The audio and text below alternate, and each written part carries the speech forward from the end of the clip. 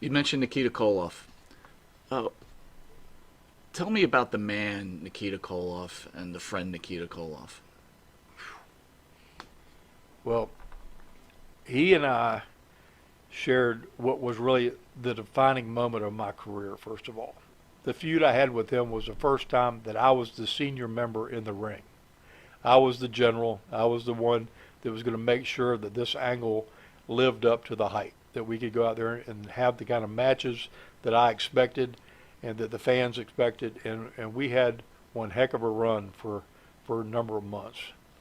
So when I go down and they turn him babyface, and I'm watching from afar because I'm still not engaged in the game in any way, shape, or form. I thought it was a moment of brilliance that we that Dusty did the switch on him, but it did him the most disservice professionally that anything could have ever had to him.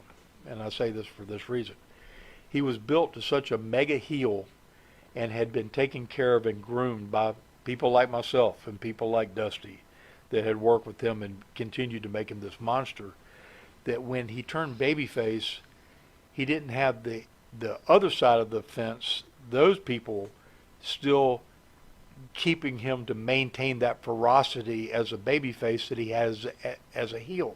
He became a softer version of himself that wasn't as marketably palatable to the wrestling fan as he was when he was that monster. And it was a quick fix, but in the long term, it wasn't the best thing could have happened in his career. Best thing that could have happened was he and I to have taken that feud again when I was the world champion, and him and I battling all over America, with him chasing for the world title. I mean, even with that, when he turns face, it seems like he also changed certain other things. He didn't look like he was probably hitting the gas as much as he was as a heel, right? No, and he got married.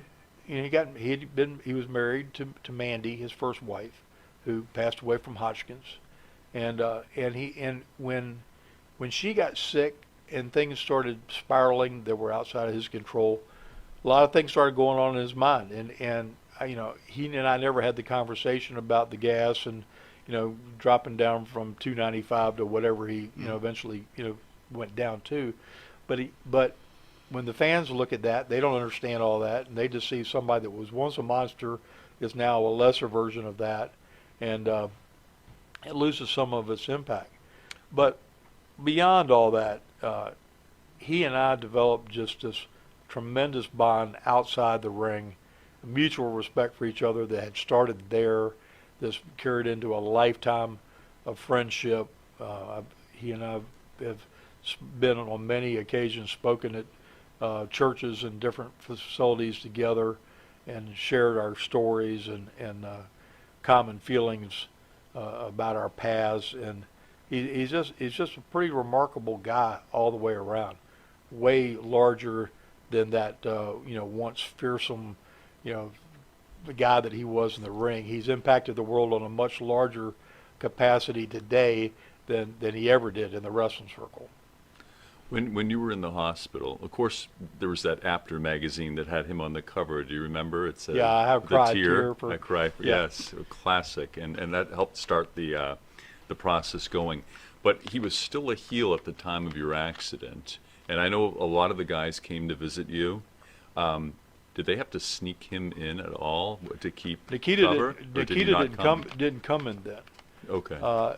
They Nikita was in Japan Okay. when I had the accident. I see. So they brought Arn and Rick and Tully and I don't remember who else. They brought him up a freight elevator Okay. to get into the ICU Sure. because they didn't know whether I was going to make it. Yeah. I mean, it was very touch and go. And Rick laid the 10 pounds of gold belt on my chest in the hospital, not the big belt as depicted in the wrestling show. It was the old 10 pounds of Yeah. gold, The classic belt. the classic Yeah. belt, laid it on my chest, and he said, "I'm giving you this one, and when you're ready, come to the ring, and I'll give you the old one."